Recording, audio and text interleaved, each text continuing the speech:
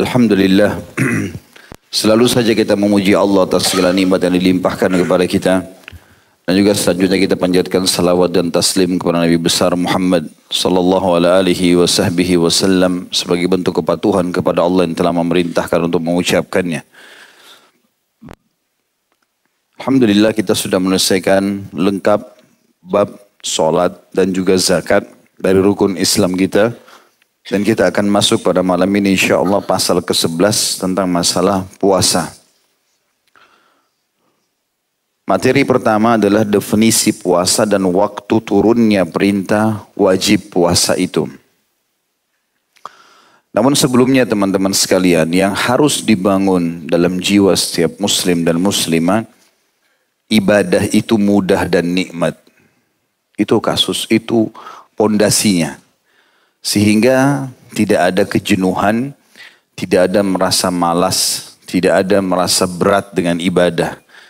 Yang biasa membuat kita jadi berat melakukan sebuah ibadah itu karena kita sudah membangun pondasinya, kayaknya berat nih puasa. Sebulan gak makan dan minum. Lalu kita terbawa dengan arus bisikan syaitan itu. Padahal tidak makan, tidak minum hanya dari pagi sampai maghrib saja. Dari maghrib sampai subuh makan sampai capek. Artinya bukan semuanya tidak boleh makan dan minum. Ini ikhwah di pengajian tidak boleh lagi minum dengan tangan kiri ini. Saya lihat minum tangan kiri, tangan kanan. Baca bismillah. Jangan lupa. Jadi puasa itu bukan sesuatu beban. Tetapi dia sebuah ibadah yang indah, yang nikmat. Sampai Abu Darda radhiyallahu anhu berkata, kalau bukan karena 3 hal, maka aku tidak ingin hidup sesaat pun di muka bumi ini. Lalu beliau sebutkan yang paling pertama sekali adalah menikmati haus dan laparnya di siang hari Ramadan. Karena dinikmati itu sebagai ibadah. Kemudian nikmatnya meninggalkan tidur di malam hari, ya. Ranjang pada saat malam hari kena sholat malam dan juga duduk sama orang-orang saleh. Tapi puasa ini kenikmatannya justru di situ. Makanya pada saat kita berbuka puasa, tadi saya dengar Masya Allah ada 350 box. Mudah-mudahan puasanya semua diterima oleh Allah SWT. Dan puasa benar. Bukan di karang-karang. Hanya karena mau dapat nasi box. Jadi itu sangat bagus. Dan orang yang terbiasa mengerjakan puasa sunnah, nanti puasa wajib jadi ringan buat dia. Orang biasa Senin Kamis, biasa puasa Iyamul Bid. Begitu tiba Ramadan biasa aja bagi dia. Ini yang malas-malas puasa ini. Sepanjang tahun 11 bulan tidak pernah puasa. Selalu kerjasama sama syaitan. Besok Senin kayaknya tidak usah puasa nih. Iya nggak usah puasa. Lalu syaitan buatin program tuh. Kan jam 7 pagi keluar rumah, nanti haus. Biasa minum teh panas di kantin. Biasa begini dan begitu, akhirnya nggak puasa. Bukunya kosong terus dari amal itu. Puasa sangat berhubungan dengan masalah kesehatan. Karena saya pernah berikan gambaran, badan kita ini ibarat mesin. Kalau mesin ini sudah rusak ini. Masuk panas, dingin, asam, manis, pedas. Bahkan kita tidak pandang, ya. Kadang-kadang kita habis makan bakso panas, minumnya es setelah itu. Habis itu makan rujak yang pedas. Campur aduk semuanya. Ini kalau mesin rusak semua ini. Ya. Mesin mobil aja dengan kekuatan sekian banyak kuda, gitu kan diistilahkan, tetap butuh servis. Nah Ramadan itu setahun sekali dari 11 bulan kita pakai perut kita, tubuh kita ini diistirahatkan. Di servis. Makanya kalau habis Idul Fitri biasanya makan sedikit aja udah kenyang. Seperti itu karena sudah sehat kembali. Ya. Maka jangan jadikan beban puasa itu. Itu yang saya ingin titik beratkan di awal. Pondasinya puasa dan ibadah yang lainnya semuanya nikmat dan mudah. Poin hanya masalah definisi puasa itu sendiri. Puasa menurut bahasa atau etimologi adalah menahan diri. Sedangkan menurut syariat atau terminologinya adalah puasa menahan diri dari makanan, minuman, hubungan suami istri, dan semua perkara yang membatalkan puasa mulai dari terbitnya fajar sampai dengan terbenamnya matahari dengan niat ibadah. Kalau kita mulai dari akhir definisi dengan niat ibadah, maksudnya tidak ada urusannya sama manusia. Bukan puasa karena tidak enak sama atasan, tidak enak sama pasangan, tidak enak sama kerabat, tidak enak sama lingkungan, enggak ada. Ada manusia ini semua atau kita sendirian hidup di muka bumi ini, mereka tidak ada, tetap aja saya puasa. Ada orang semua ini atau tidak ada, tetap aja saya sholat. Ada manusia sebenarnya tidak ada, tetap aja saya zakat. Tetap aja saya melakukan ibadah. Pokoknya selama itu perintah Allah, walaupun saya sendiri saya kerjakan. Jadi nggak ada hubungannya sama manusia. Rugi sekali kalau hanya karena manusia. Kemudian juga di sini memang menahan diri dari makanan dan minuman serta hubungan suami istri. Yang dimaksud adalah hubungan biologis. Tapi kalau selama itu hanya cumbuan saja dibolehkan. Karena membatalkan puasa itu justru klimaksnya, ya. Itu yang hampir disepakati oleh semua jumhur ulama. Tapi tentu orang lebih baik menghindar. Apalagi yang muda-muda ini. Dan jangan pernah menikah di akhir Sya'ban. 2 hari lagi mau Ramadan, kirim undangan. Batal lah puasanya semua. Bulan nikah itu bulan Syawal. Makanya Aisyah mengatakan radhiyallahu anha, Nabi SAW menikahi aku di bulan Syawal. Bahkan umumnya ummahatil mu'minin di bulan Syawal. Sampai diistilahkan Syawal adalah bulan pernikahan. Setelah Idul Fitri. Jadi antum ada spare 11 bulan. Gitu kan? Bisa bersama-sama sama istri. Baik, selanjutnya di situ ada batasan terbitnya fajar sampai terbenam matahari. Sunnahnya kita menerlambatkan sahur sampai menjelang terbit fajar, maksudnya waktu subuh. Ya, karena Nabi SAW memerintahkan kalau azan yang kedua dari azan yang di zaman Nabi SAW dari Ibnu Maktum dan Bilal, barulah berhenti makan dan minum. Dan juga ada sabda Nabi SAW, kalau di tangan seseorang di antara kalian ada hajat makan dan minum dan dia mendengarkan azan, maka dia selesaikanlah hajatnya. Artinya kalau dia tahu memang dia bisa menghabiskan sebelum selesai azan. Jadi jangan azan baru ambil 1 piring, nggak bakal habis. Tapi orang kalau lagi mau minum obat, tehnya tinggal sedikit, dia mau habisin nggak ada masalah. Dan tidak usah hubungkan teman-teman, ini sebentar saya nggak makan dan minum ini, maka perutnya dipenuhkan dengan segala macam makanan. Tidak usah. Sugestinya keliru kalau begitu. Tadi akhirnya ada orang airnya sudah sekian liter, tehnya sekian liter, sirup begini. Akhirnya sakit perut, nggak bisa kerja. Ya. Tidak usah berpikir seperti itu. Bahkan kata Nabi SAW, sebaik-baik makanan sahur kalian adalah kurma, dan sebaik-baik makanan buka puasa kalian adalah kurma. Sahur diterlambatkan, kemudian buka puasa disegerakan. Begitu azan, sudah buka puasa. Poin B-nya, waktu turunnya perintah wajib puasa. Allah Subhanahu wa taala telah mewajibkan puasa kepada umat Muhammad sallallahu alaihi wasallam sebagaimana D-nya besar kata ganti Allah, mewajibkannya kepada umat-umat terdahulu sesuai dengan firman-Nya dalam surah Al-Baqarah ayat 183. A'udzu billahi minasyaitonir rajim. Ya ayyuhalladzina amanu kutiba alaikumus shiyamu kama kutiba alal ladzina min qablikum la'allakum tattaqun. Hai orang-orang beriman, telah diwajibkan atas kalian berpuasa sebagaimana diwajibkan atas orang-orang sebelum kalian agar kalian bertakwa. Berarti dari ayat ini kita fahami puasa Ramadan bukan hanya perintah Allah kepada kita saja, tapi kepada umat-umat sebelum kita memang sudah menjadi sebuah perintah. Walaupun ada pendapat sebagian ulama tafsir yang mengatakan orang-orang sebelum kita juga diperintahkan puasa tapi belum tentu Ramadan. Bisa saja bulan lain. Tetapi dari zahir ayat ini kelihatannya memang Ramadan sudah turun-temurun ini adalah puasa yang wajib. Kemudian juga Perintah yang mewajibkan puasa ini turun pada hari Senin bulan Sya'ban tahun kedua setelah hijrah. Jadi 13 tahun fase Mekah nggak ada puasa Ramadan. Belum diwajibkan. Tahun pertama pun hijrah, 1,5 tahun tepatnya. Hijrah Nabi SAW ke Madinah juga belum ada perintah puasa. Nanti sebelum perang Badar. Karena perang Badar terjadi di bulan Ramadan di tahun 2 Hijriah. Disitulah turun perintah untuk berpuasa Ramadan. Materi keduanya, tadi itu materi pertama tentang definisi puasa dan waktu diturunkan perintah puasa. Materi kedua, keutamaan puasa dan manfaat-manfaatnya. Dan ini sangat wajar teman-teman sekalian, adalah motivasinya atau motivatornya. Saya sudah sering bahasakan setiap kali antum mau melakukan satu perbuatan ibadah, cari tahu keutamaannya.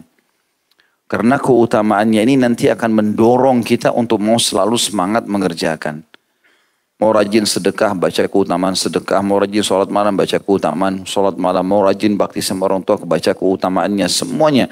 Bahkan keutamaan ini dianjurkan oleh para ulama diulang-ulangi. Karena kan ada sebuah hadis kita tersentuh justru setelah 7 kali dibaca, 10 kali dibaca. Wajar itu. Ya. Nah, keutamaan puasa, di poin A, keutamaan puasa disebutkan dan ditegaskan dalam hadis-hadis berikut ini. Yang pertama, yang kita bisa dapatkan adalah hadis riwayat Ahmad nomor 15.844 yang berbunyi kata Nabi SAW, as-siyamu junnatun minan nari ka junnati ahadikum minal qital. Puasa itu adalah perisai dari neraka, sebagaimana perisai salah seorang di antara kalian untuk perang. Ya, untuk perang. Artinya perisai itu sangat berguna sekali di zaman dulu. Lemparan panah, lemparan tombak, sabetan pedang, semua bisa ditangkis dengan perisai. Ya.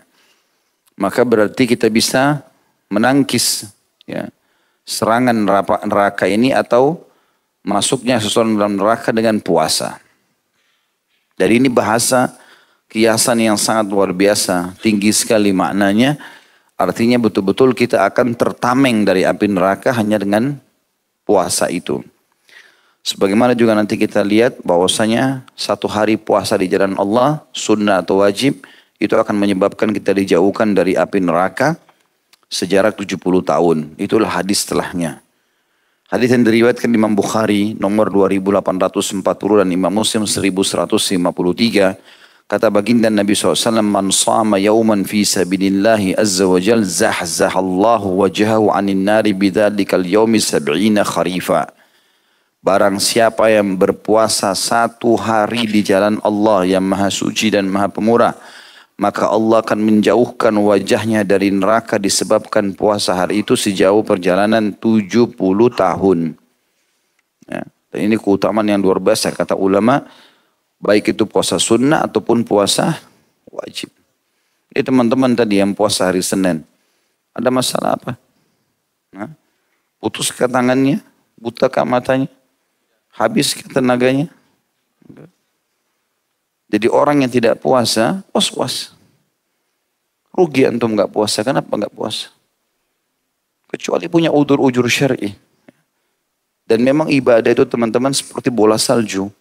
Harus selalu digulirkan. Nanti dia makin besar, makin besar, makin besar. Kalau masih ingat dulu contoh rasional saya katakan, kita ini sama syaitan seperti orang yang lomba lari. Kalau antum tetap di garis start, syaitan di sebelah kita, dia bisa membuat kita ini tidak semangat. Seperti kalau musuh sebelah kita, kamu lemah, kamu nggak kuat, kamu pasti kalah. Kita terganggu dengan itu. Dan dia leluasa melakukan, bahkan dia bisa menusuk, bisa menendang, bisa menarik kita. Karena kita nggak lari-lari nih. Tidak memulai ibadah itu. Kalau antum sudah mulai Senin, Kamis puasa, sudah mulai masuk Ayyamul Bid, sudah mulai itu seperti orang yang sudah mulai lari. Musuh kita kalau dia tidak lari juga mengejar kita, dia nggak bakal dapat kita kan. Maka dia mulai berlari. Tapi beda godaannya orang yang sedang berlari dengan orang yang diam di tempat. Kalau orang berlari, dia teriak, kadang-kadang kita dengar, kadang-kadang tidak. Bisa dia jangkau, bisa tidak. Kalau antum lebih cepat larinya, maka dia nggak bisa jangkau itu. Maka ibadah harus mulai dilakukan. Kalau enggak kapan? Kira-kira kapan antum memulai ini? Kalau bukan sekarang. Itu jadi sebuah poin penting. Mumpung masih muda, akhi dan ukhti. Mumpung masih sehat. Kecuali punya udzur syar'i berbeda. Ya, berbeda. Kayak pengantin baru mungkin. Mungkin. Terpaksa dia batal. Mungkin. Orang musafir. Sakit. Ya. Mungkin. Diundang oleh orang dipaksa buka puasa. Kalau sunnah mungkin. Tapi kalau tidak ada udzur masih kuat. Masya Allah. Tapi kan haus, Ustaz, lapar. Semua juga orang rasain itu. Tapi dengan seteguk minuman di saat buka puasa hilang semuanya. Kemudian juga yang ketiga adalah doa orang puasa diijabah. Apa yang dia sampaikan. Selama dia mulai menahan diri dari azan subuh sampai saat buka puasa. Di dalam hadis yang sahih riwayat Al-Hakim dan juga ini lafadznya Ibnu Majah. Ibnu Majah riwayatkan di nomor 1753. Kata baginda Nabi SAW, Inna lis-sa'imi 'inda fitrihi da'watun la turad. Sesungguhnya orang yang berpuasa itu mempunyai doa yang tidak akan ditolak saat ia berbuka. Sampaikan hajat yang paling tinggi, yang paling dibutuhkan. Bahkan dalam sebuah hadis yang dihasankan oleh para ulama, sesungguhnya orang yang puasa itu diijabah doanya selama dia dalam puasanya itu. Jadi mulai pagi, subuh sampai maghrib. Jadi kita bisa bayangkan teman-teman, kalau misal ini contoh rasional.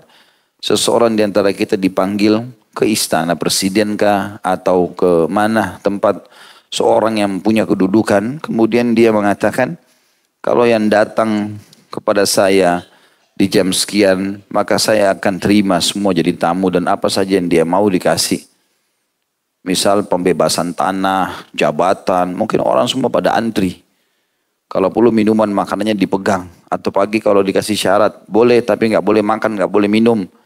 Mungkin orang semua akan lakukan. Harus datang pakai baju hitam atau jas hitam, baju kemeja putih. Pasti dilakukan semua. Hanya karena salah satu hajat dunianya diterima. Orang puasa, akhi dan ukhti, pahalanya besar dan doanya mustajab. Langsung Allah SWT terima. Kalimat Nabi SAW tidak ditolak, artinya pasti diterima. Kemudian juga selanjutnya, mereka akan mendapatkan satu kem istana di surga, dikhususkan untuk orang puasa semuanya. Sebagaimana dalam hadis Bukhari, di nomor 1896 dan Imam Muslim juga menyebutkan di nomor 1152. Inna fil jannati baban yuqalu lahu ar-rayyan yadkhulu minhu as-sa'imuna yawmal qiyamah la yadkhulu minhu ahadun ghairuhum yuqalu ayna as-sa'imun fayaqumun la yadkhulu minhu ahadun ghairuhum fa idza dakhalu ughliq falam yadkhul minhu ahad. Sesungguhnya di dalam surga itu terdapat sebuah pintu yang disebut Ar-Rayyan. Orang-orang yang berpuasa masuk ke dalam surga pada hari kiamat melalui pintu itu dan tidak ada seorang pun selain mereka yang masuk melalui pintu tersebut. Ditanyakan di manakah orang-orang yang berpuasa, maksudnya rutin berpuasa. Kemudian mereka berdiri dan masuk melaluinya tanpa seorang pun selain mereka. Jika orang-orang yang berpuasa telah masuk, pintu tersebut ditutup sehingga tidak ada seorang pun selain mereka yang bisa masuk melaluinya. Kata ulama hadis yang dimaksud di sini adalah pintu-pintu surga sangat banyak, ada 8 pintu surga dalam hadis yang sahih dikatakan dan akan dipenuhi oleh manusia. Gitu kan? Tapi ada satu pintu dikhususkan bagi orang yang rutin puasa sehingga tidak ada orang lain masuk di pintu itu.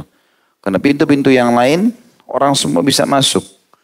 Di sini dikhususkan. Itu makna yang pertama. Makna yang kedua adalah memang setiap muslim ya, kalau dia mengerjakan semua jenis ibadah ini, maka dia bisa memiliki istana di setiap pintu gerbang itu. Kata Nabi SAW, nanti akan ada orang yang dipanggil dari pintu sholat, pintu jihad, pintu sedekah, ya, pintu puasa dan seterusnya. Ya, kata Abu Bakar, ya Rasulullah, apakah ada orang yang dipanggil dari semua pintu itu? Maksudnya dia punya istana di setiap pintu gerbang itu. Tentu ini akan lain bentuknya, fasilitasnya, yang ini juga lain, yang ini juga lain. Kata Nabi SAW, ada dan aku berharap kamu salah satunya. Karena semua jenis ibadah maksimal dikerjakan oleh Abu Bakar radhiyallahu anhu. Itu yang dimaksud di sini. Poin B-nya tentang masalah manfaat puasa. Kata Syekh Abu Bakar Jazair rahimahullah, di antara manfaat-manfaat spiritual yang terdapat pada puasa adalah puasa membiasakan seseorang untuk bersabar dan menguatkannya, mengajarkan pengendalian diri dan membantunya dalam mengendalikan diri, menumbuhkan karakter-karakter ketakwaan dalam diri dan mendidiknya. Khususnya ketakwaan yang merupakan tujuan utama yang hendak dicapai setelah puasa seperti disebutkan dalam firman Allah Ta'ala Al-Baqarah 183. A'udzu billahi minasyaitonir rajim. Kutiba alaikumus siyamu kama kutiba alal ladzina min qablikum la'allakum tattaqun. Telah diwajibkan atas kalian berpuasa sebagaimana diwajibkan atas orang-orang sebelum kalian agar kalian bertakwa. Makna bertakwa, patuh dan tunduk. Dan puasa ini yang bisa membuat jiwa seseorang siap untuk patuh dan tunduk kepada Allah. Karena setiap kali ada godaan makan, godaan minum, godaan syahwat, maka dia menepis karena Allah subhanahu wa ta'ala. Itu yang dimaksud dengan ayat ini. Jadi dengan puasa, secara otomatis dia akan terbiasa untuk sabar. Sedangkan manfaat-manfaat sosial dari puasa diantaranya adalah bahwa puasa membiasakan umat Islam untuk hidup disiplin dan bersatu, mencintai keadilan dan persamaan, menumbuhkan perasaan sayang dan moral atau akhlak yang baik, sebagaimana ia melindungi masyarakat dari segala macam kejahatan dan kerusakan. Orang kalau ikut program puasa itu seperti ikut lembaga training. Ya. Di dunia ini banyak, di Indonesia juga sudah mulai berjalan ya. Dari beberapa tahun yang lalu ada banyak lembaga-lembaga training peningkatan skill spiritual. Kadang-kadang orang membayar sangat mahal hanya untuk ikut pelatihan itu karena mungkin dianggap trainernya bagus, mungkin programnya bagus, orang bayar mahal. Tanpa kita sadari teman-teman sekalian dan semestinya kita menyadari masalah itu. Kalau Ramadan adalah lembaga training massal yang sangat besar. Trainernya itu pengawasnya langsung Allah. Ya. Para staf-stafnya semua malaikat. Dan kita kemanapun di bulan Ramadan semuanya orang lagi puasa. Dan syaratnya semuanya sama. Mereka tahan makan dan minum syahwat dari subuh sampai maghrib. Bahkan kita teman-teman di Asia Tenggara ini perlu bersyukur kepada Allah Subhanahu wa ta'ala. Saya lihat cuplikan di beberapa wilayah di muka bumi ini. Kebetulan orang Indonesia yang sempat mengirim di Ramadan yang lalu. Itu mereka berada di wilayah yang malamnya cuma 2 jam. Jadi begitu mereka buka puasa, 2 jam kemudian azan subuh. Jadi antara maghrib sama isya itu cuma jarak 45 menit. Setelah itu mereka baru buka puasa, sahur udah subuh. Jadi cuma 2 jam, artinya mereka sekitar 20 jam berpuasa. Kalau kita alhamdulillah di Asia ini, Asia Tenggara secara umumnya dari subuh sampai jam 6 sore maksimal gitu kan. Kalau kita hitung misalnya dari jam 5 sampai ke jam 12 siang itu 7 jam gitu kan. Kemudian jam 12 sampai jam 6 misalnya berarti 6 jam. Berarti sekitar 13 jam. Itu maksimal ya, kalau kita ambil waktu maksimal. Tapi mereka bisa puasa sampai 20 jam. Cuma mereka sabar, mereka lalui itu. Berarti ada orang yang lebih berat daripada kita. Kita sekarang kalau sholat subuh di sini maksimal hujan. Di beberapa negara teman-teman 2 derajat. Ya. Bahkan di bawah 0 derajat di beberapa wilayah Rusia itu bisa sampai minus 10, minus 15. Ya. Itu udah beku itu. Sangat dingin. Tapi mereka sholat subuh di masjid. Maka kita harus melihat keadaan orang-orang seperti ini supaya kita lebih semangat untuk ibadah. Mereka toh masih mengerjakan itu. Saya pernah dapatkan itu foto. Ada jam digital di satu masjid di salah satu wilayah di Eropa. Itu dinginnya minus 5. Di foto. Ini loh, dalam kondisi seperti ini masih penuh masjid orang pergi sholat. Anak-anak muda lagi. Gitu kan. Maka ini pukulan, ya, tamparan yang sangat keras bagi kita di Asia yang malas pergi sholat subuh di masjid. Padahal sebenarnya sangat mudah. Kemudian selanjutnya dikatakan dari segi kesehatan juga di antara manfaat-manfaat puasa adalah bahwa puasa membersihkan usus-usus, memperbaiki lambung, membersihkan badan dari sisa-sisa makanan dan kotoran-kotoran, serta dapat meringankan tubuh dari himpitan kegemukan dan berat badan karena lemak. Di dalam hadis Rasulullah SAW, sumu tasihhu, berpuasalah kalian niscaya kalian akan sehat. Yang disebutkan Ibnu As-Sunni dan Abu Nuaim dan As-Suyuti menghasankannya. Walaupun ada ulama yang menyelisih yang mengatakan hadis ini lemah, ya. Tetapi umumnya kalau dilihat manfaat secara global, memang kita temukan puasa itu sangat sehat, ya. Apalagi memang pola makan diatur, ya. Sahur itu sebelum subuh, kemudian nanti habis, ya, maghrib baru makan. Di waktu-waktu siang umumnya kan biasa panas, maka ada pembakaran lemak, ya. Sementara kita tidak ada konsumsi apa-apa, pembakaran terus berjalan. Maka itu sangat bagus buat kesehatan. Sangat baik buat kesehatan. Yang kadang-kadang kalau kita lagi tidak puasa, kita pagi makan sarapan pagi, siang baru 3-4 jam kita sudah makan siang lagi. Padahal pembakaran yang pagi baru berjalan, mungkin belum selesai. Kita udah isi lagi, kadang-kadang ada makan malam. Maka Ramadan sangat membantu kita untuk mengurangi makanan-makanan atau sisa makanan yang tidak dibutuhkan oleh tubuh ini. Karena tubuh kalau ada pembakaran, kemudian tidak ada suplai makanan, maka dia akan menghabiskan lemak secara otomatis. Ya. Tentu orang-orang yang kurus tidak pikir masalah ini, tapi orang gemuk bermanfaat bagi dia. Ya. Baik, materi ketiga, puasa yang disunnahkan, dimakruhkan, dan ada puasa yang diharamkan. Macam-macamnya, ya. Poin pertama, puasa yang disunnahkan. Puasa yang disunnahkan untuk dilaksanakan pada hari-hari berikut. Yang pertama, puasa Arafah. Pada hari Arafah disunnahkan puasa bagi orang yang tidak sedang melaksanakan ibadah haji, yaitu pada tanggal 9 Zulhijjah. Berdasarkan sabda Rasulullah SAW di dalam hadis yang sahih diriwayatkan Imam Muslim nomor 1162 dan lafaz ini milik Imam Ahmad dalam musnadnya nomor 22.029.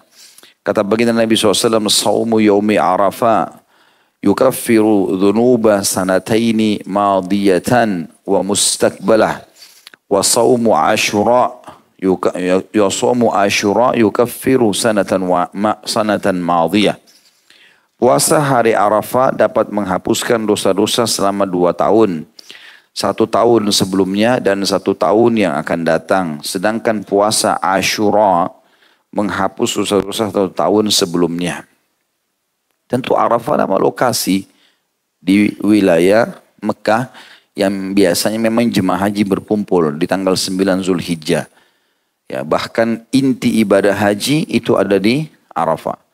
Yang kata Nabi SAW, Al-Hajju Arafah. Haji itu di hari Arafah.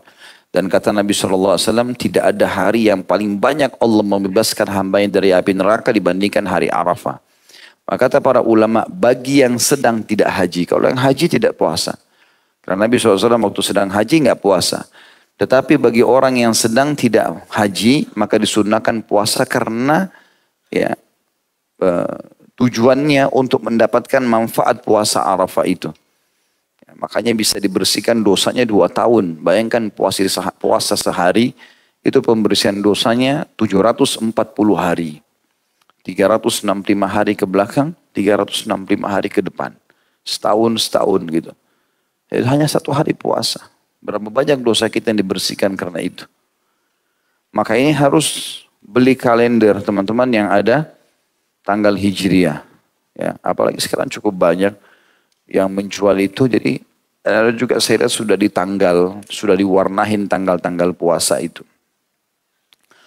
Sementara Ashura diambil dari kata-kata Asyara yang berarti hari ke-10 dari bulan Muharram. Bulan pertama dalam Islam. Ya. Ini puasa hari Ashura ini nanti akan dijelaskan di poin keduanya. Puasa sunnah yang kedua adalah puasa Asyura dan Tasu'a. Asyura diambil dari kata-kata Asyara yang berarti hari ke-10 dari bulan Muharram. Dan Tasu'a dari kata-kata Tis'ah yang berarti 9. Kata beliau yaitu puasa pada tanggal 9 dan 10 Muharram. Sebagaimana sabda Rasulullah SAW yang menyebutkan wasaumu Asyura yukaffiru sanatan madiyah. Sedangkan puasa Asyura menghapuskan dosa 1 tahun sebelumnya.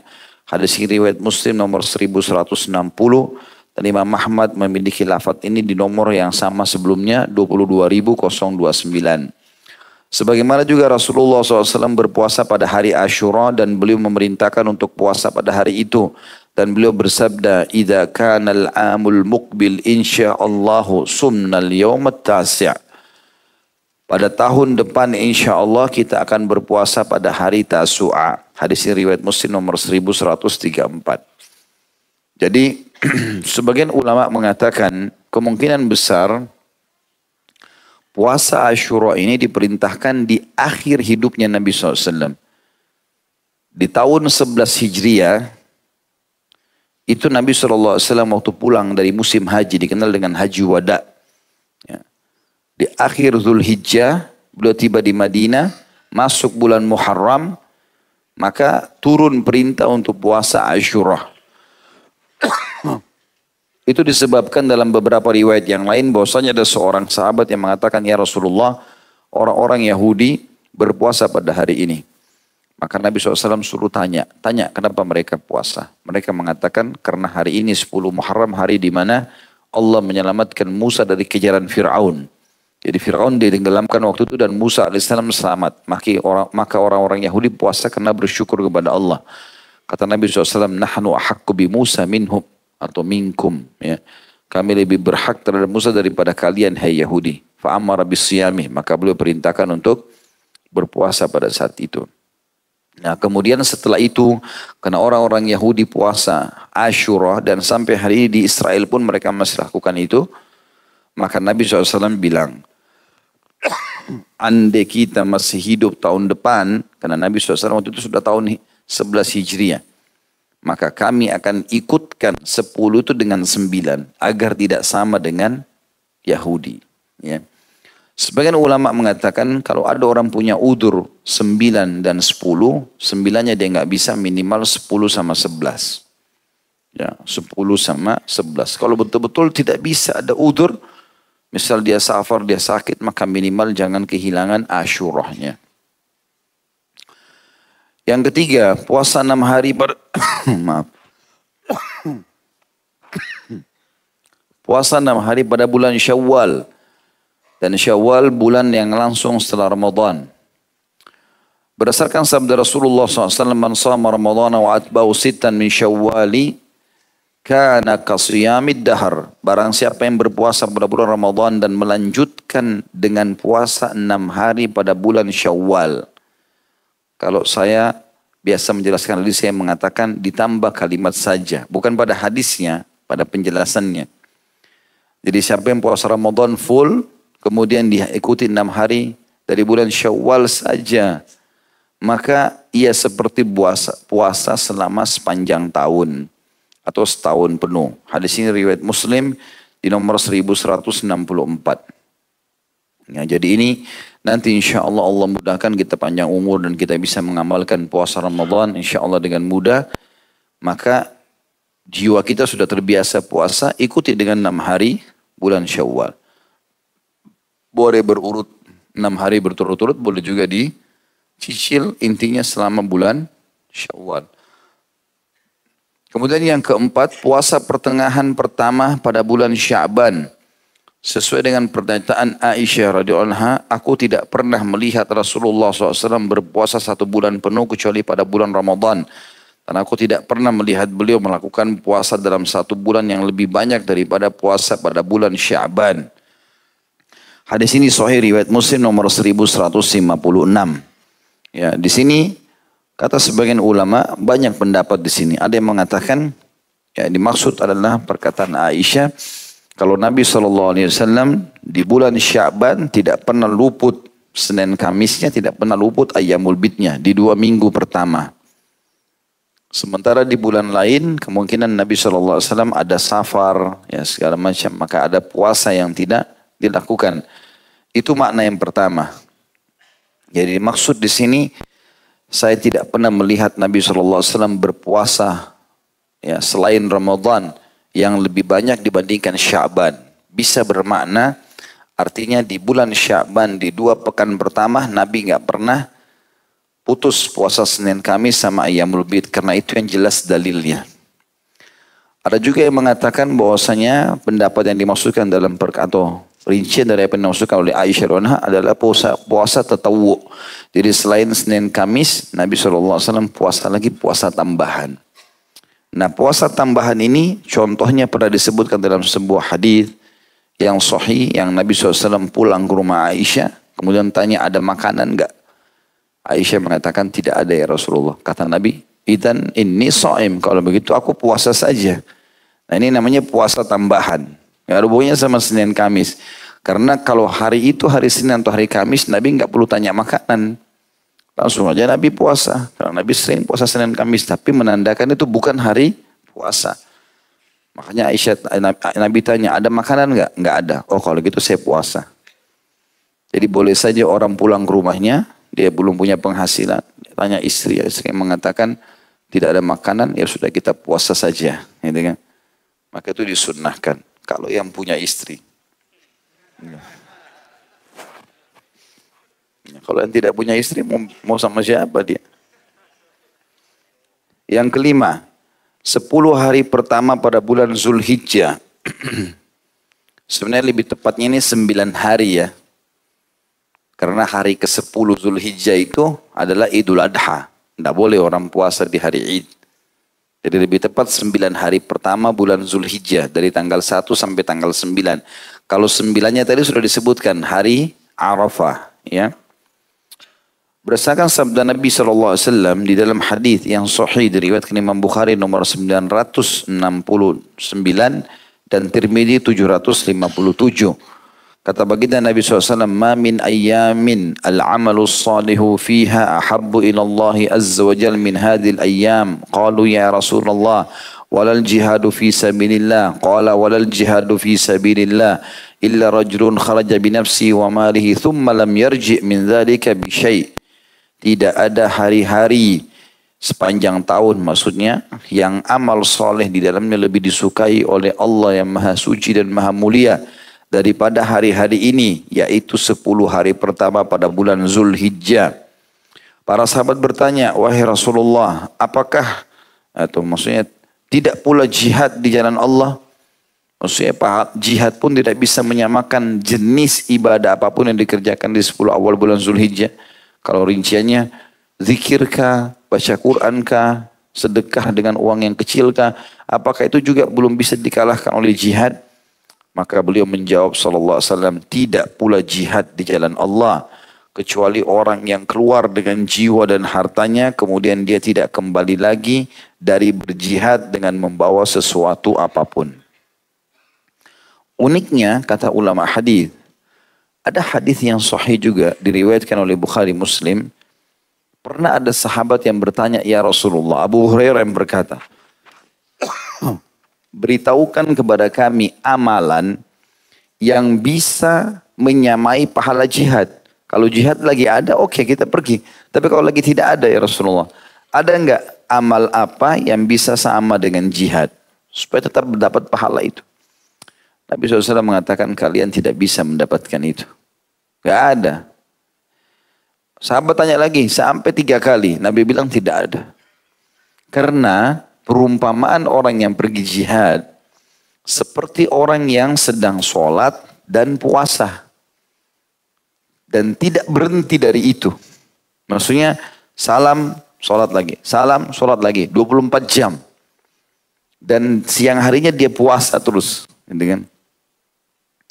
Seperti itu dan tidak pernah putus sama sekali sampai dia pulang dari jihad. Berarti pahalanya besar sekali. Tapi subhanallah ulama mengatakan khusus di 10 awal bulan Zulhijjah jihad dikalahkan. Berarti dikalahkan dengan pahala ibadah apapun.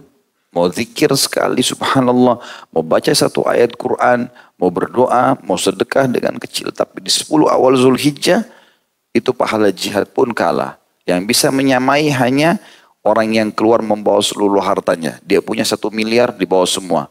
Dia juga ikut jihad. Habis diinfakkan, dia juga mati terbunuh syahid, baru sama pahalanya.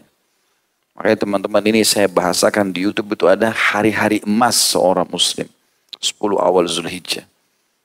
Kalau antum lagi tidak haji, maka maksimalkan. Kalau orang pergi haji, subhanallah sudah cukup dia dengan pergi haji gitu kan. Tapi orang kalau lagi tidak haji, ini dimaksimalkan. Terutama sebagian pendapat mengatakan ibadah yang besar pahalanya adalah puasa. Maka diniatkan puasa tatawu di situ, puasa tambahan. 9 hari berturut-turut.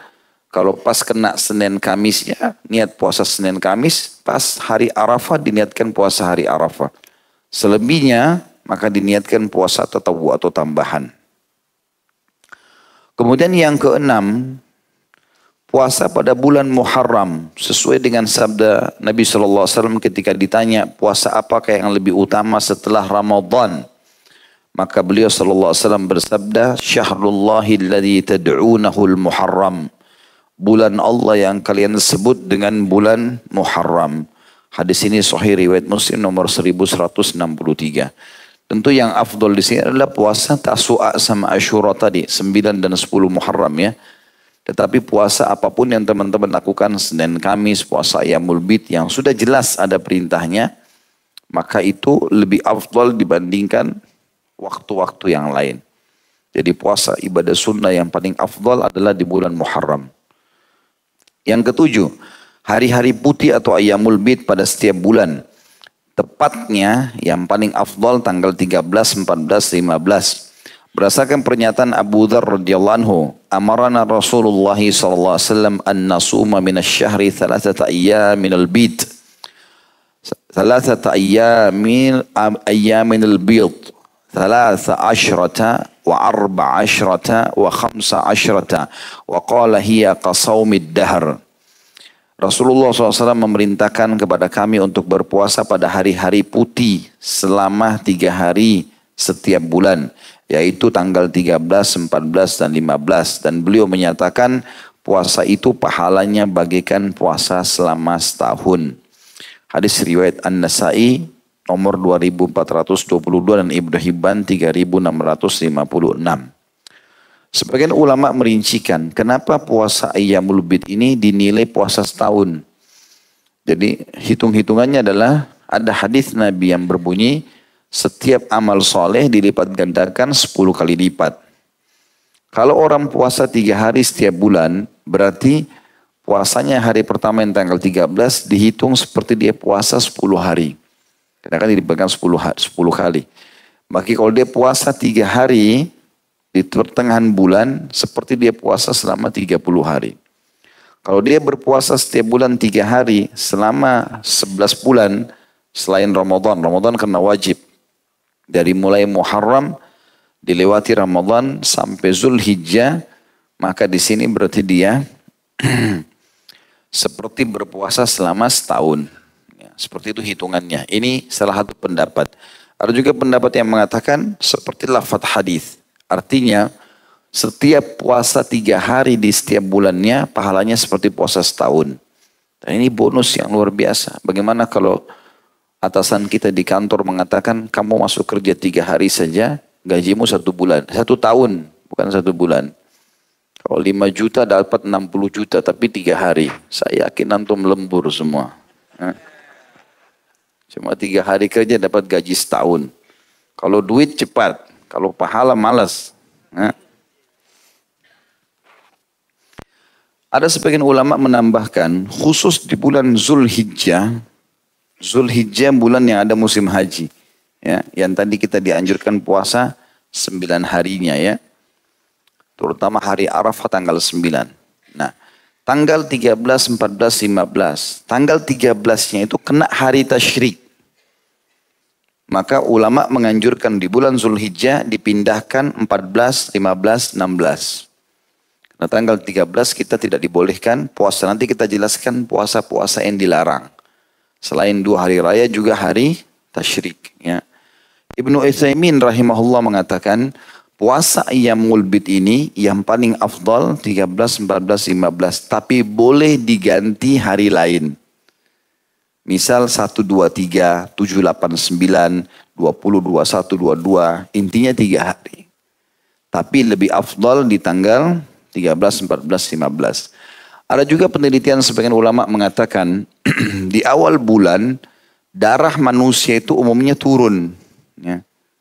Sementara di akhir bulan naik. Jadi orang kalau emosional di akhir bulan bukan belum terima gaji. Emang darahnya lagi naik. Makanya dianjurkan tidak berbekam di akhir bulan. Ada begitu hadis yang melarang ya. Siapa yang berbekam di akhir-akhir bulan itu, maka dia menanggung sendiri resikonya. Kecuali memang dalam keadaan dia sakit, punya penyakit, dan memang dia harus pada saat itu berbekam, tidak bisa itu berbeda. Tapi kalau hanya untuk kesehatan, maka anjuran Nabi SAW berbekam di tanggal 17, 19, dan 21. Ya. Dan ini ulama mengatakan, dipilihnya tanggal 17, 19, dan 21, awal bulan darah turun. Di pertengahan bulan dia mulai stabil dan di akhir bulan dia naik. Maka pada saat dia stabil kita disuruh puasa nih. 13, 14, 15. Begitu dia mulai naik dibekam. Dikeluarkan. 17, 19 dan 21. Dan ini rutin kan setiap bulan. Sudah pada bekam belum? Hah? Pantas tidak bisa nikah. Harus bekam. Pengaruh. Pengaruh sekali. Itu kan pengentalan darah. Yang membuat orang semangat, energi. Itu bekam. Bahkan kata Nabi SAW dalam hadis sahih. Pada saat aku sedang mi'raj ke langit. Tidak ada satu malaikat pun di langit. Kecuali mewasiatkan kepadaku. Hai Muhammad, sampaikan umatmu suruh berbekam. Semua malaikat pesan itu. Miliaran malaikat di atas langit sana semuanya pesan kepada Nabi SAW. Bilang sama umatmu berbekam. Jadi bekam. Belajar. Antum sebenarnya harus belajar itu. Caranya, titik-titiknya. Beli alatnya sendiri. Bagi yang sudah punya istri bisa minta tolong istri. Kalau punya istri. Kalau tidak ada nasib. Belakangnya susah sekali.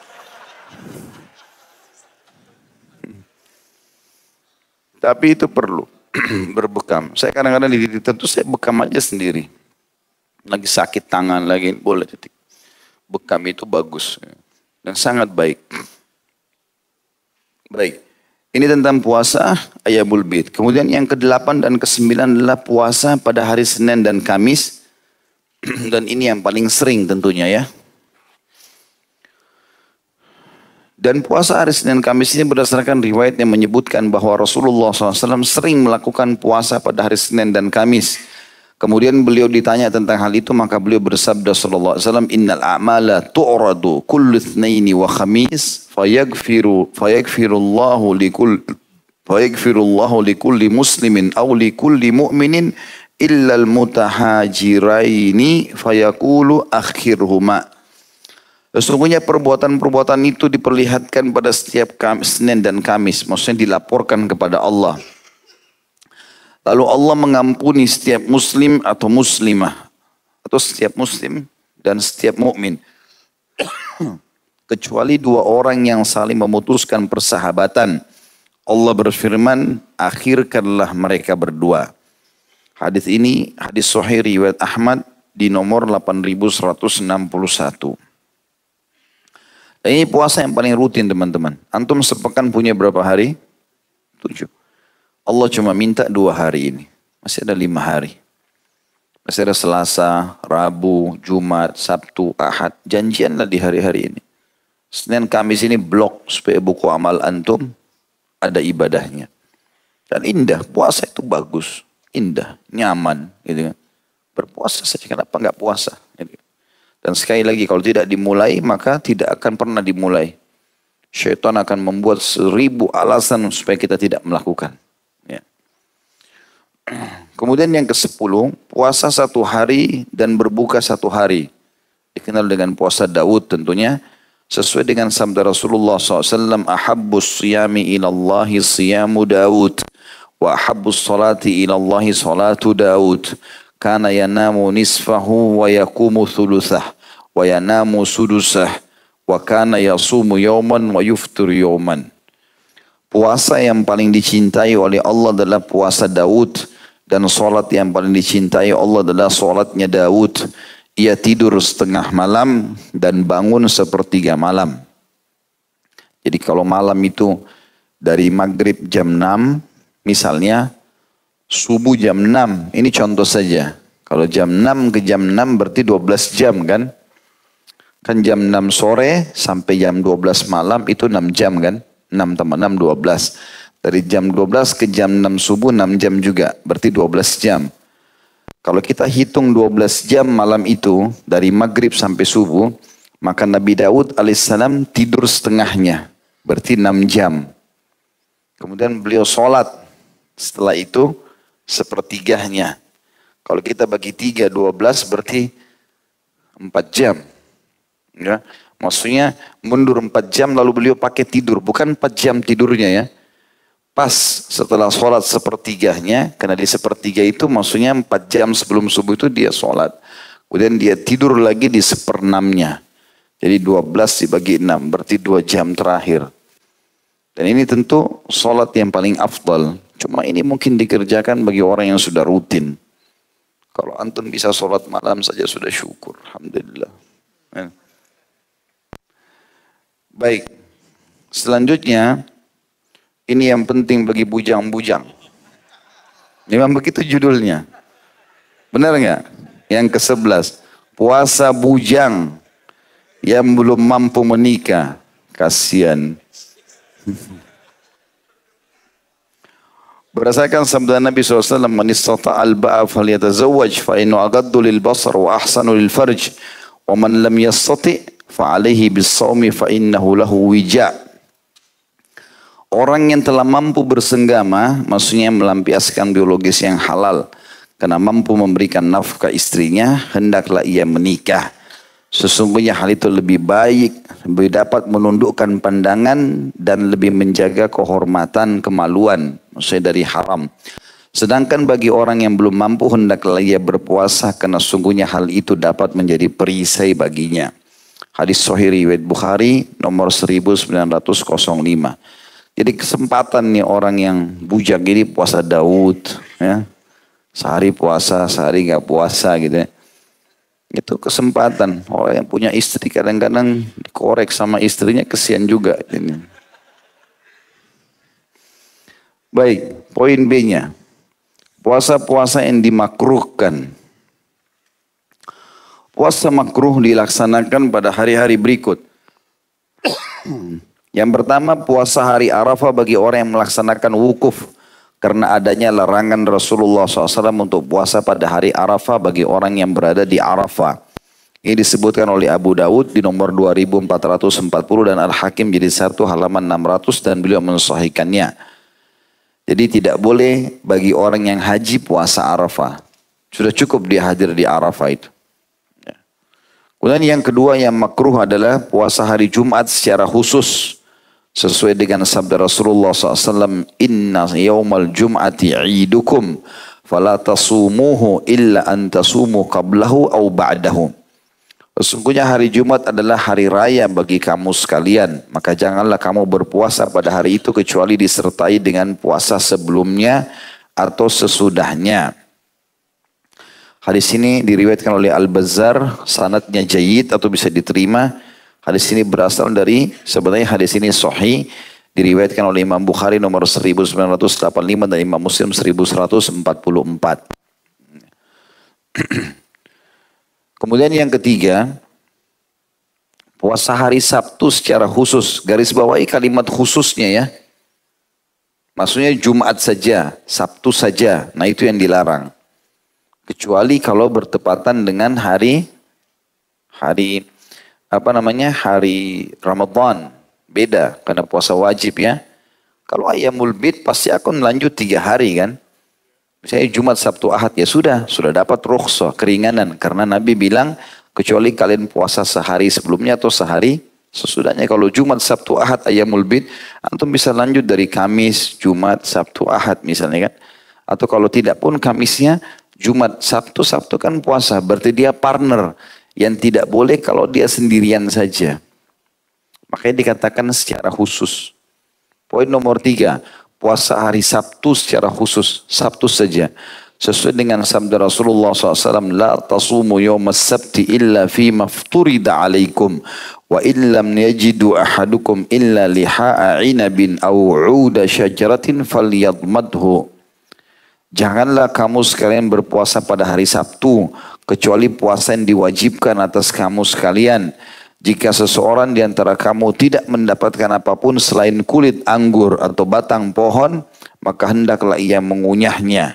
Hadis ini diriwayatkan oleh Abu Daud nomor 2421, Ibnu Majah 1726 dan Tirmidzi 744 dan beliau menghasankannya. Artinya gini, misalnya antum mau puasa nazar. Kalau saya berhasil menikah, saya puasa sehari. Misal, saya singgung terus bujang-bujang. Kasihan betul.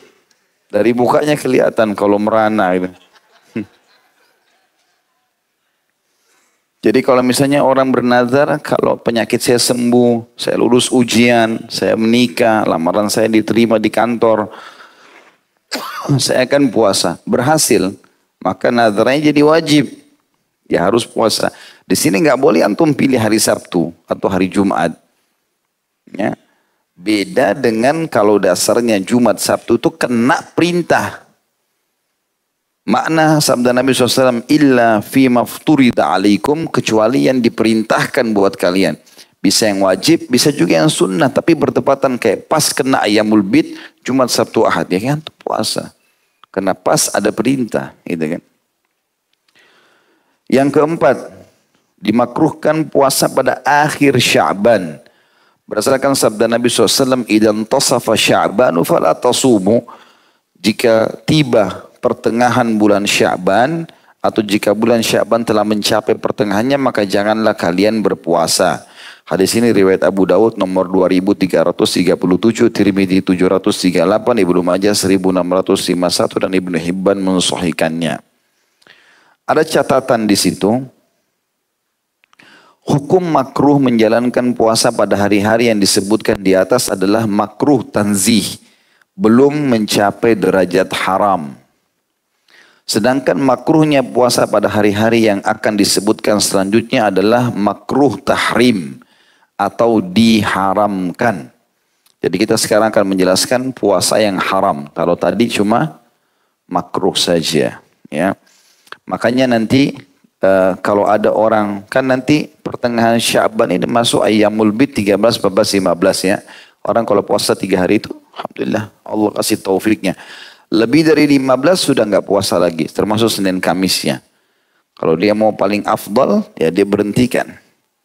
Tapi kata ulama, kalau seandainya dia sudah terbiasa puasa Daud, sudah biasa puasa Senin Kamis, nggak enak rasanya kalau nggak puasa, maka maksimal dia puasa sampai 2 hari sebelum Ramadan. Nggak bisa lagi, kalau 2 hari berhenti total udah. Bisa masuk dalam hari syak namanya. Hari yang diragukan. Udah masuk Ramadan belum nih? Itu nggak boleh lagi sama sekali. Termasuk juga boleh orang puasa walaupun lewat setengah Sya'ban bagi orang yang punya utang Ramadan. Ya. Maka dia membayarnya pada saat itu. Tapi ini yang punya utang-utang Ramadan, terutama akhwat kita, bertakwa kepada Allah ini. Selama 10 bulan tidak mau puasa. Pernah gitu ada ibu-ibu nanya sama saya di pengajian. Ini sudah 3 hari lagi mau Ramadan. Ustadz, saya punya utang Ramadan tahun lalu 2 minggu. Belum saya bayar. Saya jawab, ibu ini 10 bulan kemana? Ustadz ini kesian kadang-kadang. Kalau sudah kepepet, lempar ke Ustadz. Biar Ustadz yang jawab. Utangnya 2 minggu. Puasa tinggal 3 hari. Coba. Gimana Ustadz solusinya? Hah? Dia yang salah dilempar ke kita ini ya. Kalau orang bertanya, saya utang 2 minggu, Boleh nggak saya cicil bayar selama setahun? Masuk akal lah. Ini Ustaz tinggal 3 hari lagi Ramadan, utang saya 2 minggu. Bagaimana? Ya mana ibu 10 bulan yang lalu nih? Tidak ada solusi lain kecuali karena 2 hari sebelum Ramadan nggak boleh lagi. Berarti cuma 1 hari waktu dia puasa. Ya udah dia bayar utangnya 1 hari itu. Setelah itu dia tobat kepada Allah SWT. Ya setelah Idul Fitri dia bayar. Karena nggak bisa. Allah mengatakan fa'iddatum min ayamin ukhra. Harus diganti dengan hari lain. Tapi nggak boleh dibiarkan. Nggak boleh laleh ini. Ya. Terutama hari-hari awal teman-teman. Di bulan Syawal. Jiwa kita masih panas terbiasa dengan pola puasa itu. Maka disitulah kita godok. Orang kalau setelah selesai Idul Fitri itu seperti kita lomba lari tadi sama syaitan itu. Jarak antara kita sama syaitan 1 bulan. Karena ada hadis yang menjelaskan. Nanti itu kita sebutkan insya Allah di pertemuan akan datang itu ya. Khusus masalah Ramadan. Ada pasal atau bab setelahnya. Materi keempat kewajiban puasa Ramadan dan keutamanya. Kita masih bicara umumnya puasa sekarang ini. Senin depan insya Allah kita bahas itu. Maka kalau orang puasa Ramadan ada hadis yang menjelaskan. Di bulan Ramadan syaitan dibelenggu. Sehingga mereka tidak leluasa menggoda seleluasa di luar Ramadan. Belenggu itu leher ditahan, 2 tangan ditahan, 2 kaki ditahan. Kalau antum lagi lomba lari, musuh antum dibelenggu begitu. Bisa buat apa dia? Antum biar jalan santai, tetap aja dia kalah. Nah sekarang kita bukan jalan santai di Ramadan. Puasa setiap hari, malamnya tarawih, baca Quran, sedekah, mungkin ada orang umroh. Itu seperti orang yang lari kecepatan tinggi. Syaitannya di belakang. Jadi jarak antara antum sama syaitan di Ramadan itu 1 bulan. Itu kalau jalan kaki dari sini sampai ke Eropa barangkali. Hah? Tapi ada orang uniknya. Selesai Idul Fitri. Dia duduk manis nunggu syaitan. Mana nih musuh saya nih. Loh iya. Nggak puasa lagi kan. Tinggalin puasa. Desanya Alhamdulillah. Alhamdulillah bukan bersyukur karena bisa terlatih untuk ibadah di Ramadan. Alhamdulillah tidak puasa lagi. Selesai puasa. Alhamdulillah tidak lagi terawih. Jadi dia duduk manis. Syaitannya sampai datang sebelahnya. Tangkap lagi. La haula wa la quwata illa billah. Baik kita sekarang masuk ke puasa yang diharamkan. Yang pertama namanya puasa wisal. Yaitu berpuasa selama 2 hari atau lebih tanpa berbuka sama sekali. Jadi kalau ada orang mau sok jagoan nih. Azan maghrib masih kuat, besok aja. Masih kuat hari kedua, hari ketiga. Ini namanya puasa wisal, nggak boleh. Ya. Kalau untuk kita nggak boleh. Tapi untuk Nabi SAW boleh. Khusus untuk beliau. Sesuai dengan sabda Nabi SAW, la tuwasilu. Jangan kalian melakukan puasa wisal itu. Hadis ini diriwayatkan oleh Bukhari nomor 1961. Juga sabda Rasulullah SAW, Iyakum wal wisal. Jauhilah puasa wisal itu.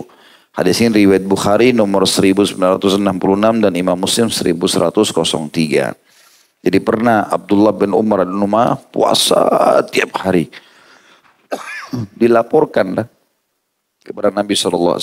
Ditanya, kenapa kau lakukan? Saya masih kuat ya Rasulullah. Kata Nabi SAW, tidak. Kalaupun kau mau melakukan maksimal, puasa sehari, buka puasa sehari. Maksimal. Memang subhanallah, ibadah ini teman-teman, kalau antum sudah rutin kerjakan, kita seperti ketagihan. Orang di sini mungkin yang sudah pernah coba puasa Senin Kamis, tapi sudah berjalan nih setahun, 2 tahun, 5 tahun. Sehari kita nggak puasa nggak enak. Rasanya nggak enak. Kayak ada yang hilang gitu loh. Ya. Kadang-kadang subhanallah kalau kita pun batal puasa, hari itu mau makan kayak males gitu. Kayak sudah terbiasa badan kita dengan puasa itu. Ya. Jadi memang ada orang yang ketagihan dengan puasa atau dengan ibadah. Tetapi tidak boleh juga kita berlebihan atau sampai melanggar syar'i. Termasuk masalah puasa wisal. Dan ini hukumnya haram ya. Nggak boleh. Jadi antum pada saat azan buka puasa. Yang kedua, puasa pada hari yang meragukan atau yaum asyak. Diragukan. Udah masuk Ramadan belum ya? Tepatnya pada tanggal 30 Sya'ban. Sesuai dengan sabda Rasulullah SAW. Man sama yaum asyakki faqad asa Abul Qasim. Barang siapa yang berpuasa pada hari yang meragukan atau yaum asyak, maka ia telah bermaksiat kepada Abul Qasim. Hadis ini diriwayatkan oleh Imam Bukhari secara muallak, maksudnya cuma ditulis di bawah, tidak dikasih angka khusus nomor hadis ya.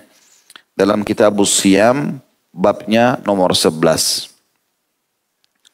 Kemudian yang ketiga yang diharamkan adalah puasa ad-dahar. Jadi ini tadi hari syak ini ada ulama, ada juga yang mengangkat riwayat yang lain, hari syak diperhitungkan antara 1 sampai 2 hari sebelum Ramadan. Ya. Karena bisa saja setelah 28 Sya'ban ya sudah masuk Ramadan atau 29 udah masuk Ramadan. Ya, kalau memang tidak kelihatan baru kita lengkapkan 30. Yang ketiga puasa ad-dahar atau puasa sepanjang tahun. Tiap hari dia puasa, nggak ada jedahnya. Yaitu puasa selama 1 tahun tanpa berbuka. Maksudnya tanpa ada ibadah buka puasa, tanpa ada 1 hari pun dia berbuka, dia tidak puasa. Bukan berarti dia tidak buka puasa ya. Azan dia buka puasa maghrib, tapi besok puasa lagi, lusa puasa lagi. Tidak ada jeda yang dia tidak puasa. Ini dilarang sebagaimana sabda Nabi SAW, la sama man samal abad. Tidak ada dinilai puasa bagi orang yang berpuasa sepanjang tahun. Hadis ini riwayat Muslim nomor 1159. Dan juga sabda Nabi SAW, man shamal abada fala shama wala aftar. Barang siapa yang berpuasa sepanjang tahun, maka ia tidak berpuasa dan tidak pula berbuka. Hadis ini riwayat Ahmad nomor 22.031, An-Nasai 2.374 dan beliau mensahihkannya. Kemudian yang keempat yang tidak boleh juga dilakukan adalah puasa seorang istri tanpa izin suaminya pada saat suaminya berada di sisinya. Sebagaimana sabda Rasulullah SAW, la tasumil mar'atu yawman wahidan wa zawjuha syahidun illa biidnih. Qala waki' illa Ramadan. Seorang istri tidak boleh berpuasa walaupun 1 hari sedangkan suaminya ada di sisinya kecuali dengan izinnya. Waki' salah satu ulama tabi'in berkata rahimahullah, kecuali puasa Ramadan. Hadis ini diriwayatkan oleh Imam Muslim nomor 5192 dan Imam Bukhari 5192, Imam Muslim nomor 1026 dan juga Imam Ahmad sebutkan di nomor 9812. Ya. Jadi ini kalau puasa sunnah, kalau puasa wajib tetap si perempuan ini berjalan. Tapi kalau misalnya suaminya lagi cuti hari Senin, dia biasa puasa Senin atau hari Kamis, dia tanya dulu, ini saya biasa puasa Senin Kamis, besok kamu ada cuti. Gimana, saya puasa enggak?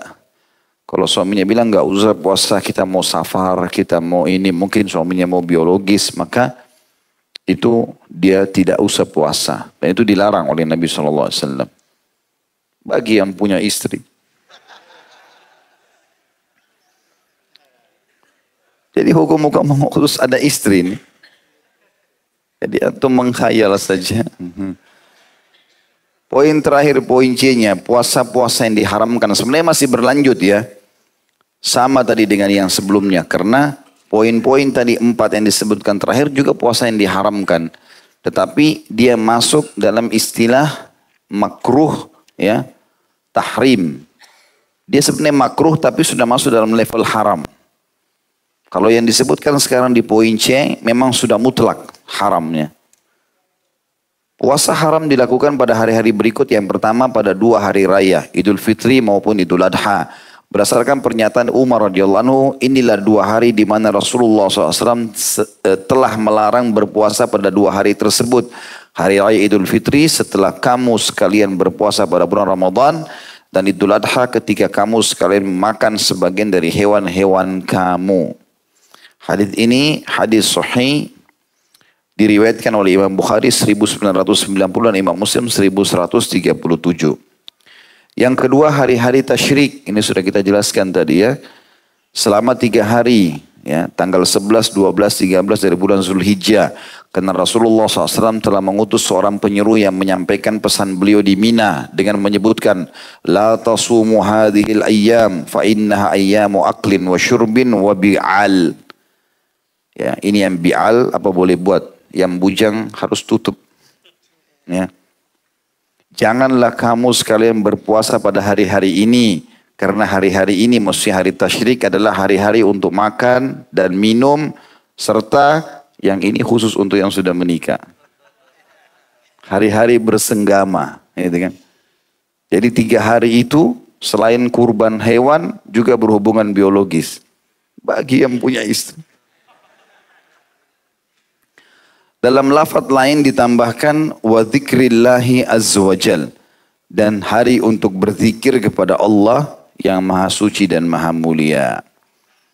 Ini yang kedua, dilarang, haram puasa pada saat. Makanya tadi saya bilang puasa Ayyamul Bid yang 13, 14, 15 khusus bulan Zulhijjah pindah ke 14, 15 dan 16. Faham nggak ini? Alhamdulillah, Allah jadi saksi. Yang ketiga, hari-hari pada saat haid dan nifas. Berdasarkan ijma atau kesepakatan ulama mengenai rusaknya atau batalnya puasa seorang wanita yang haid dan nifas sesuai dengan sabda Rasulullah sallallahu alaihi wasallam, "Alaysat idza hadat lam tusalli wa lam tasum fadzalika min nuqsani diniha." Bukankah jika wanita atau seorang wanita mengalami haid, ia tidak melaksanakan sholat dan tidak juga berpuasa, itu adalah bagian dari kekurangannya dalam agama. Hadis ini riwayat Bukhari nomor 304.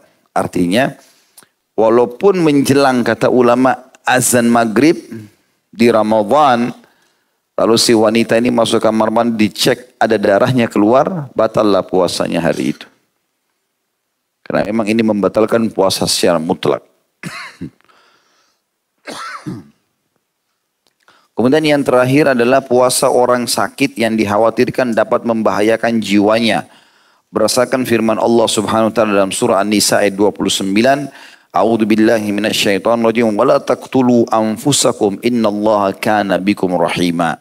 Jangan kalian membunuh diri kalian, sesungguhnya Allah Maha Penyayang kepada kalian semuanya. Jadi kalau betul-betul nggak bisa, maka jangan dipaksakan. Misal ada orang yang sangat tua sekali, tapi kalau dia mampu nggak ada masalah ya. Dia sendiri bisa menilai itu. Ya, karena Utsman bin Affan radhiyallahu anhu di akhir hidupnya beliau, itu beliau dalam keadaan puasa waktu terbunuh.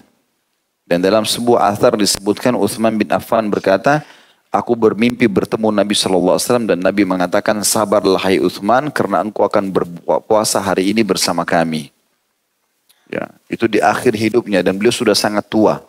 Jadi kalau orang mampu, itu lain haknya dia. Tapi kalau dikhawatirkan orang ini berpuasa dan bisa mencelakakan dia, maka tidak boleh. Ya. Ini yang dimaksudkan dengan poin yang keempat. Allahu a'lam. Baik, begitu saja. Mudah-mudahan apa yang kita bahas malam ini bermanfaat buat kita semua. Dan dijadikan sebagai tambahan amal kita pada hari kiamat. Dan semoga seluruh amal yang pernah kita kerjakan tidak terkecuali kecil ataupun besar, sunnah ataupun wajib. Semuanya diterima oleh Allah SWT dengan pahala yang sempurna. Termasuk yang akan kita kerjakan sampai menjelang ajal datang nanti. Dan semoga seluruh dosa yang pernah kita kerjakan, sengaja tidak sengaja, besar ataupun kecil, samar ataupun nyata, semua diganti oleh Allah SWT dengan kemahamurahnya menjadi pahala. Dan selalu kita doakan negara tercinta Indonesia, negara tercinta kita Indonesia menjadi negara yang aman, tentram, damai. Seluruh umat Islam di bawah naungan ukhuwah Islamiyah, dan dalam hal ibadah mereka kembali kepada Al-Quran dan Sunnah. Dan semoga Allah karuniakan kita pemimpin muslim yang adil kembali kepada Al-Quran dan Sunnah. Dan semoga Indonesia menjadi contoh bagi negara yang lain. Tidak pernah berhenti kita doakan saudara kita di Palestina, di Syria, di Yaman, di Irak, di Myanmar, di Ahsa, dimanapun mereka dan sedang tertindas. Semoga Allah ikhlaskan niat mereka, terima para syuhada mereka, mulakan Islam di tangan mereka dan tangan kita semua. Dan semoga Allah ikut sertakan kita bersama mereka di pahala, baik dengan doa, dengan harta, juga dengan jiwa kita. Dan semoga Allah dengan kemahamurahannya menyatukan kita semua yang hadir di sini, yang mengikuti ceramah ini live ataupun mengulang-ulanginya dan menyebarluaskannya, semuanya disatukan di surga firdausnya tanpa hisab. Sebagaimana kita disatukan dalam majlis ilmu yang mulia ini. Kalau ada benar pasti dari Allah, pada saat dari saya mohon dimaafkan. Wassallallahu nabiyina Muhammadin walhamdulillahi rabbil alamin. Subhanakallahumma bihamdika asyhadu an la ilaha illa anta astaghfiruka wa atubu ilaik. Wassalamualaikum warahmatullahi wabarakatuh.